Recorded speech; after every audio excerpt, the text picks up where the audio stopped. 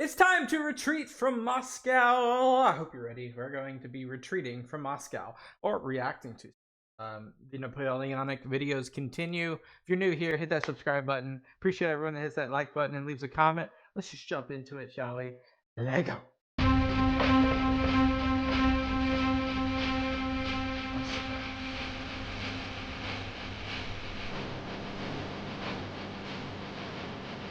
Russia, 1812. Napoleon invades his former ally with the largest army Europe has ever seen. But for the French Emperor, the decisive blow remains frustratingly beyond reach. Russia's resilience is unlike anything he's ever encountered. And as winter closes in, his army begins the most infamous retreat in history.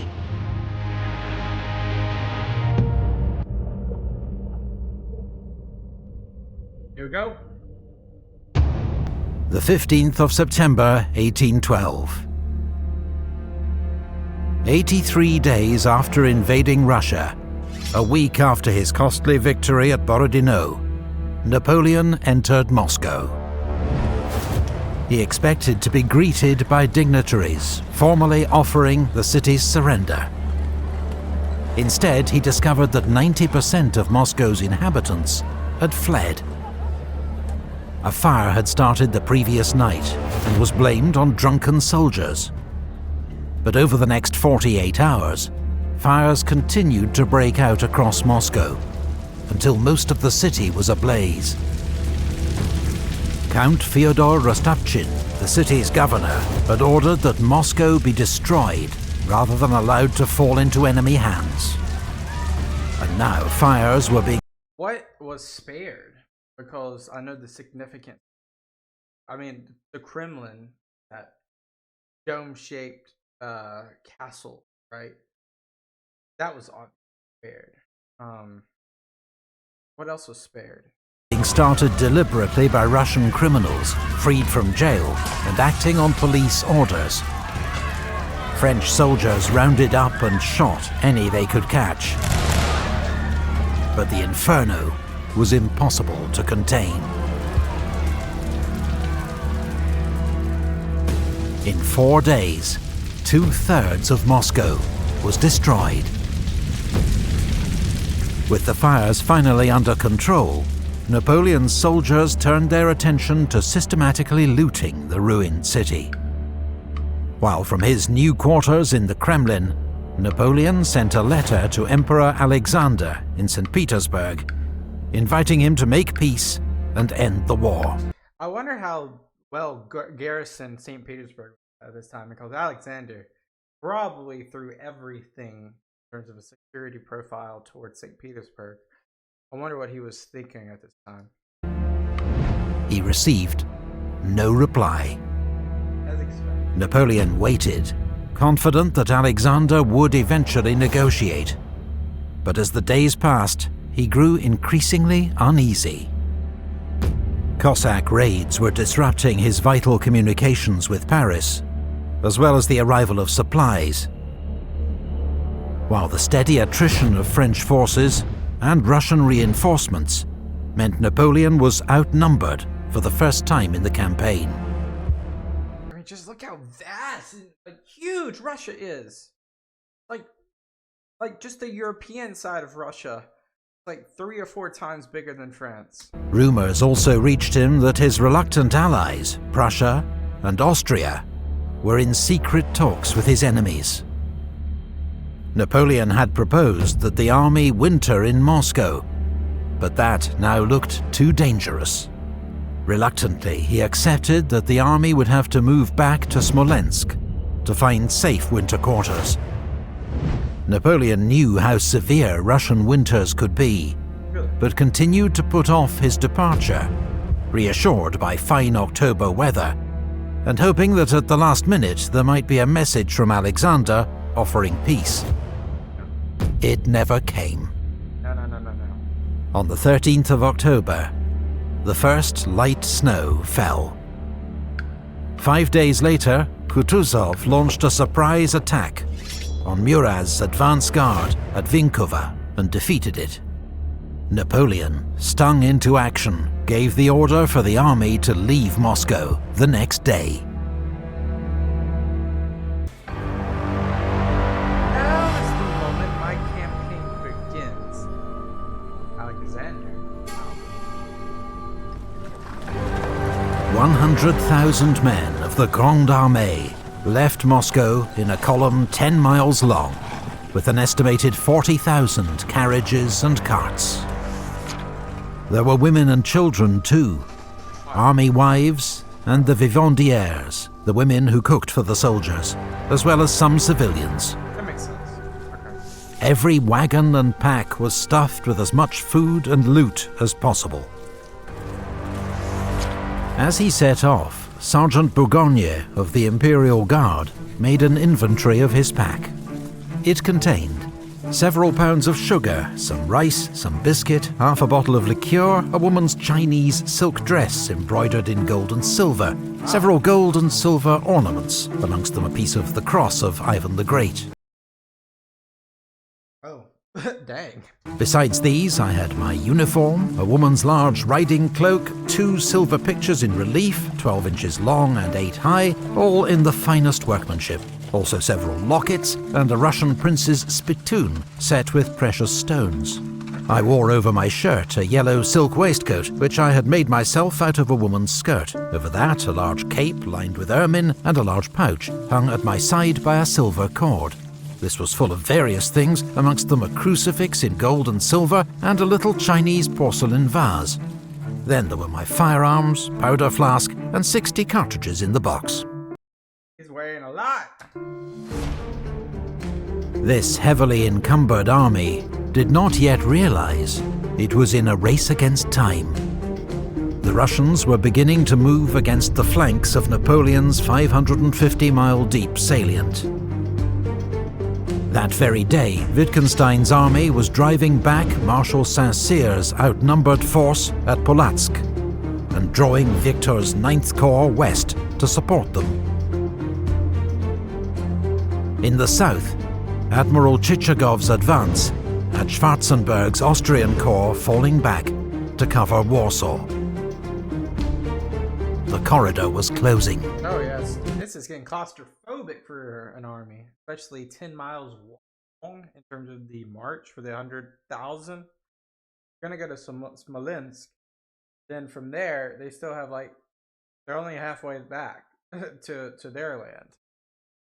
Not Weather. ideal. Though Napoleon was confident his army could reach winter quarters in Smolensk in 20 days, well before the more extreme temperatures were due to hit. Napoleon planned to withdraw via Kaluga, through unspoilt country where the army could forage for supplies. But Kutuzov sent General Dokhturov's 6th Corps to block the road at Maloyaroslavets. In fierce fighting, Italian troops of Eugene's 4th Corps drove the Russians out of the town. But it's pressure. It was a hard-won victory, reminiscent of the fighting at Borodino. Kutuzov now stood between Napoleon and Kaluga. Napoleon now took the unusual step of conferring with his marshals. This is a very unhealthy version of Napoleon right here in this picture. And after discussing various options, he decided that rather than seek another major battle, they would retreat the way they'd come, along the Smolensk road. Napoleon had hoped to avoid this route, as it meant marching back through country already stripped bare of supplies. The day after the fighting at Maloyaroslavets, Napoleon was nearly captured by a group of Cossacks, and saved only by General Rapp's charge at the head of his escort. After this close shave, Napoleon had a phial of poison made up, which he carried around his neck in case of capture. Those who are too weak to carry their weapons and knapsacks away, and all look like a crowd of Napoleon's army set off on its new course, shadowed at a respectful distance by Kutuzov's army to the south. They passed the old battlefield of Borodino, a grisly, unnerving sight where crows pecked at half-buried corpses. Relentless marching quickly began to tire out men and horses. Oh yeah, I bet you like these horses too. Like, it's not talked about enough because horses are carrying supplies and they're carrying sick and wounded and they're carrying, of course, men. These horses are not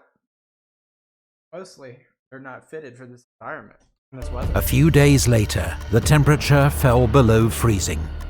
The army's overworked, starving horses died en masse. Discipline began to break down, as some drivers simply dumped the sick and wounded by the roadside to try to ensure their own survival. As the French column became increasingly strung out, General Miloradovich, commanding Kutuzov's advance guard, fell on Davout's rear guard outside Vyazma. For a few hours, Davout's first corps was cut off, until Eugène and Ney came to his rescue. The battle ended with street fighting in Vyazma, as the French hastily evacuated the burning town.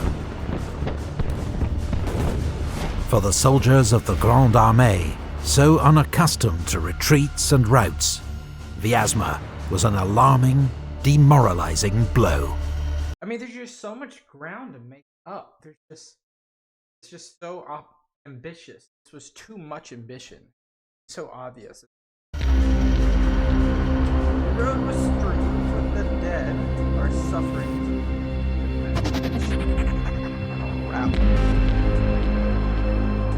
On the 4th of November, it began to snow heavily. The next night, temperatures plummeted to -20 degrees centigrade. Few men or women had proper winter clothing, or no, frostbite is going to be horrendous. Access to shelter. Many froze to death overnight. The next morning, wagons and guns were abandoned. Many soldiers sought to save themselves, ignoring officers, stealing horses and food, and leaving the column to scour the countryside for supplies. Many of these foragers were found by the Cossacks. Some cut down or lanced, others robbed of every possession and left to freeze. In a few cases, they were handed over to peasants, eager for retribution against the foreign invaders who had plundered all they owned. Yeah, like there's no way around it. You're gonna have a hard time. There's just no way around it. As the army struggled on towards Smolensk through blizzards, Napoleon ordered Eugène's 4th Corps to strike out for Vitebsk, where there were large French supply depots. But Vitebsk had already fallen to the Russians. 4th Corps was too weak to fight its way through, and rejoined the army, minus its artillery and most of its baggage. A colonel who saw 4th Corps at this stage described men without shoes, almost without clothes, exhausted and famished, sitting on their packs, sleeping on their knees, and only rousing themselves out of this stupor to grill slices of horse meat or melt bits of ice. Just 3 weeks after leaving Moscow, a third of the army was dead or captured. About half the rest formed a growing army of stragglers, men without units, prepared to fight only to survive. Barbaric. Napoleon reached Smolensk on the 9th of November. The first troops into town ransacked the supply depots, leaving nothing for those who followed, including Ney's rearguard, which arrived 6 days later. Dang, that's like, there's gonna be, like, the rear guard's just getting the worst of this, too, because they're gonna get, more attacks from the rear, as well as the last people at the table, traps. Napoleon had hoped to make Smolensk his winter base, but the state of the army and lack of supplies meant the retreat had to continue. But the 5 days he spent there gave Kutuzov time to circle ahead and prepare an ambush. When the French retreat resumed, he struck 30 miles west of Smolensk at Krasny. In 3 days of desperate fighting through knee-deep snow, Napoleon used his Imperial Guard to hold open the road, as Eugène and Davout's corps fought their way through the ambush with heavy losses. 2 regiments of the Young Guard were ordered to make a sacrificial counterattack to keep Do they know it was sacrificial? the Russians at bay, and were virtually annihilated. Kutuzov held back many of his troops and was blamed for not trying to destroy Napoleon's army when he had the chance. It's possible he was concerned at the number of raw conscripts in his own army, also suffering terribly in the freezing conditions.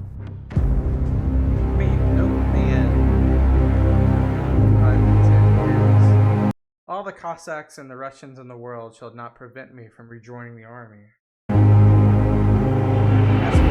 Yes, courage, Mr. Ney. Not every French corps broke through at Krasny. Marshal Ney and his 6,000-strong rearguard arrived on the 18th of November to find the road blocked by 60,000 Russian troops, and no sign of the promised support from Davout's First Corps. Ney's men hurled themselves against the Russian lines with desperate courage, but were mown down. Rejecting several invitations to surrender, Ney led the survivors in a daring night crossing of the Dnieper River, then across 45 miles of open country under constant attack from Platov's Cossacks to reach Orsha.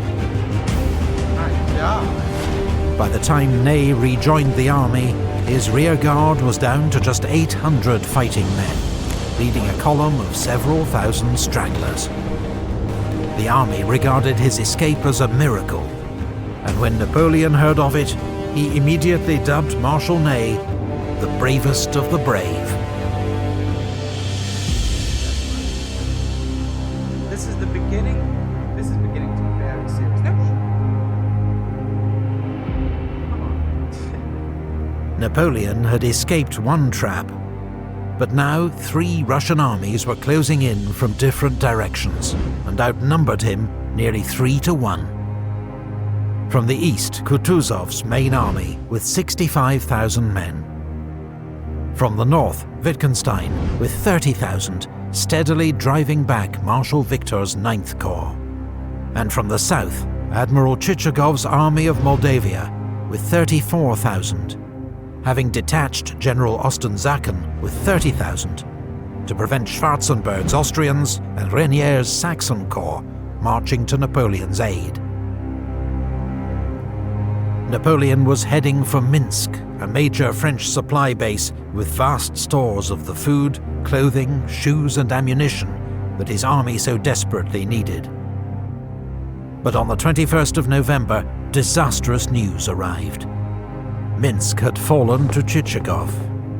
Where do you go? Like, you could possibly make a run to Borisov and then Vilna, but maybe difficult. He'd then marched on Borisov, driven out the Polish garrison, and captured its bridge over the Berezina River. Okay, now you're talking. By rights, the Berezina ought to have frozen solid by now, so Napoleon could have crossed anywhere. But a sudden thaw had turned the river into a torrent of ice and freezing water.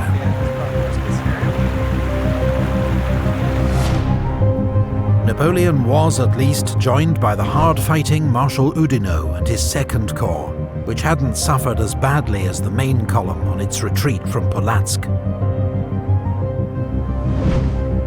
Oudinot launched an immediate counterattack on Borisov and retook the town, but couldn't stop the Russians burning the bridge.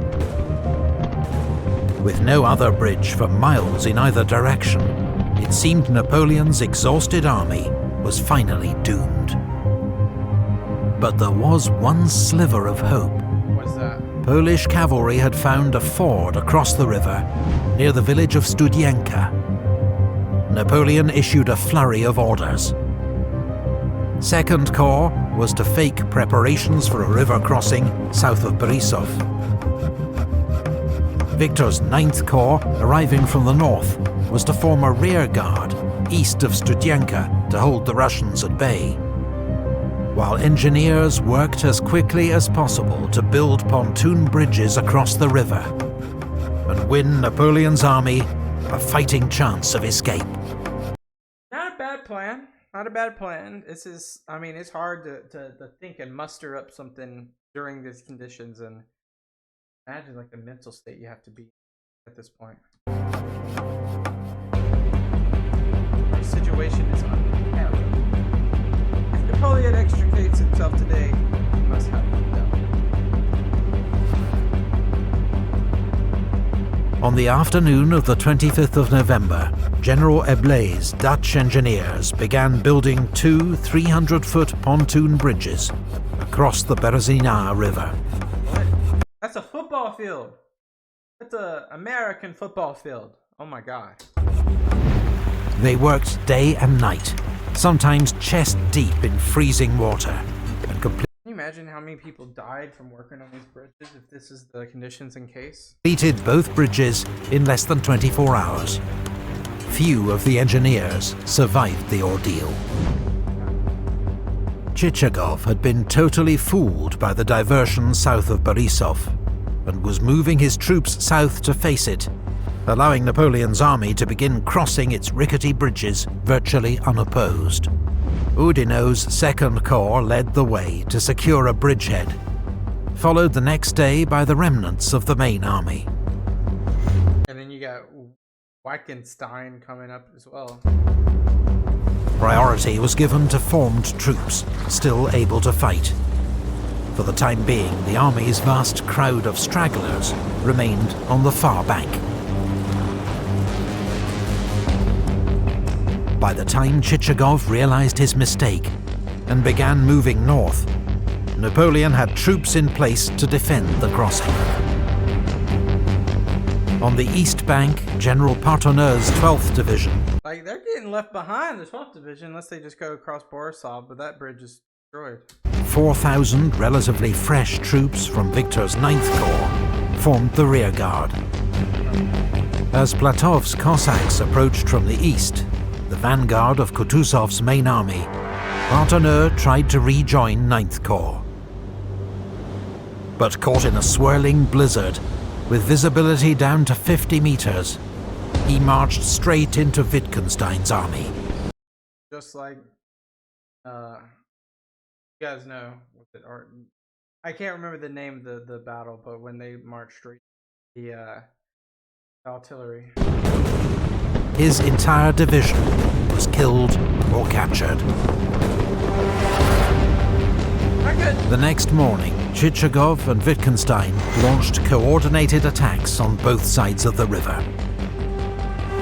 There was desperate fighting on the west bank, where Marshal Oudinot was, yet again, seriously wounded, but his Swiss infantry held the line, until General Doumerc's cuirassiers, the army's last heavy cavalry, charged and routed the Russians.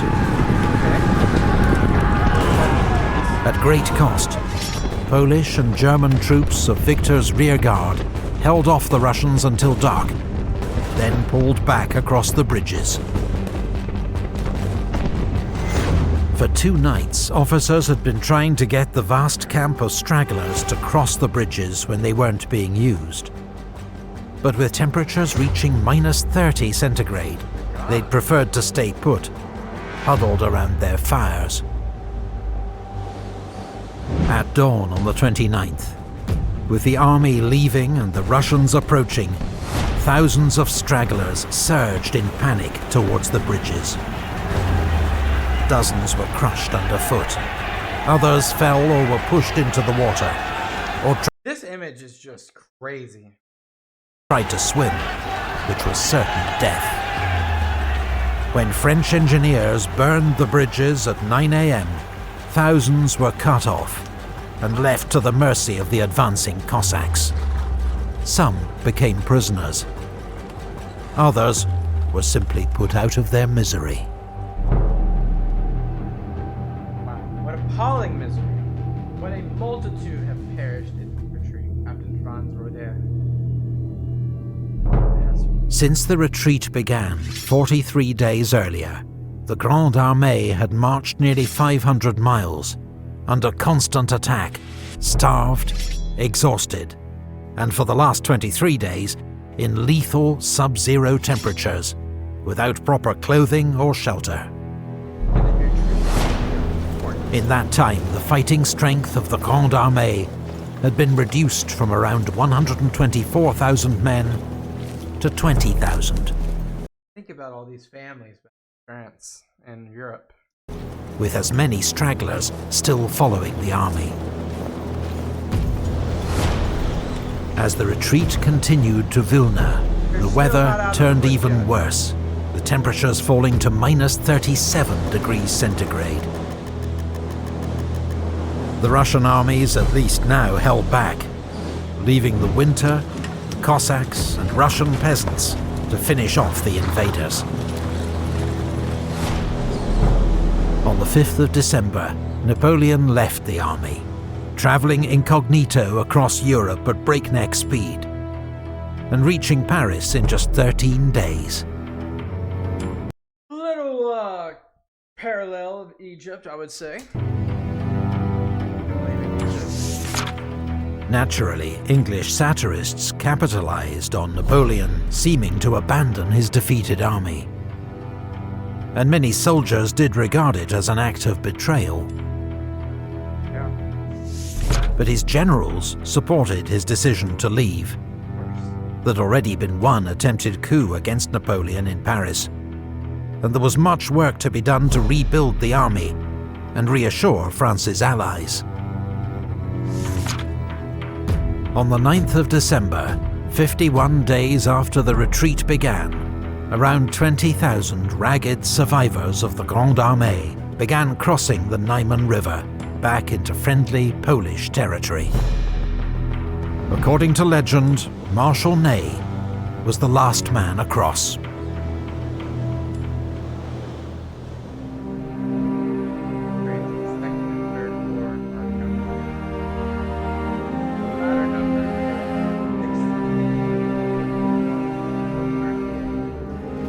Napoleon's invasion of Russia had proved to be one of the greatest military disasters in history. He had made fatal miscalculations about geography, logistics, and above all, Russia's political and strategic response to his invasion. These blunders cost his empire around 500,000 men, as well as 250,000 horses and 1,000 cannon. Look at those numbers. 95,000. Another way, of every 12 men who marched into Russia with the Grande Armée, one was killed in action or died of wounds. 2 were taken prisoner, one of whom died in captivity. 7 died from disease or the effects of climate. Just 2 returned alive. You want to talk about PTSD and like how people have PTSD nowadays from going to war, shell shock and all that? There's another level of that when you accompany this amount of loss of life and these elements and this PTSD of approaching Cossacks and weather being negative 37, then your leader similarly is abandoning you at the very last bit. Oh, and that part where they are crossing the river, stragglers, so sad. Contrary to myth, many more soldiers had died in the summer advance from heat, typhus and dysentery than were lost in the winter retreat. Russian military casualties were estimated at 150,000, and a huge but unknown number of civilian deaths. The Russian campaign was a catastrophe for Napoleon, not just in lost troops and resources, but in damage to prestige and reputation. Oh, yeah. That winter, all his enemies sensed weakness and prepared to join forces against him. But the Emperor wasn't going down without a fight. Back in Paris, he admitted to his ministers, "Fortune has dazzled me, gentlemen. I've let it lead me astray. Instead of following my plan, I went to Moscow. I thought I'd make peace there. I stayed too long. I've made a grave mistake, but I'll have the means to repair it." Wow, what a retreat. The video is incredible, just because it shows you the rawness of Russia. The rawness of the retreat through the weather. Not even just the retreat, but like fighting, the skirmishes. It was a little bit of Spain with the guerrilla warfare with how the Cossacks were just picking apart supply lines and skirmishing here and there. As well as the weather is just something that not a lot of people have. This is probably the biggest at scale military disaster ever up to this point. Now, I might be totally off base, and there might be one I'm missing in history, but let me know if there is. But to lose that many people, insane, in just such a short amount of time, too. Ugh. Guys, we got more to watch. Hit that subscribe button. We're gonna watch some more in the future. We got like 5 or 6 more Napoleon videos, I guarantee you. I'll see you in the next one. Until next time, peace out. Bye-bye.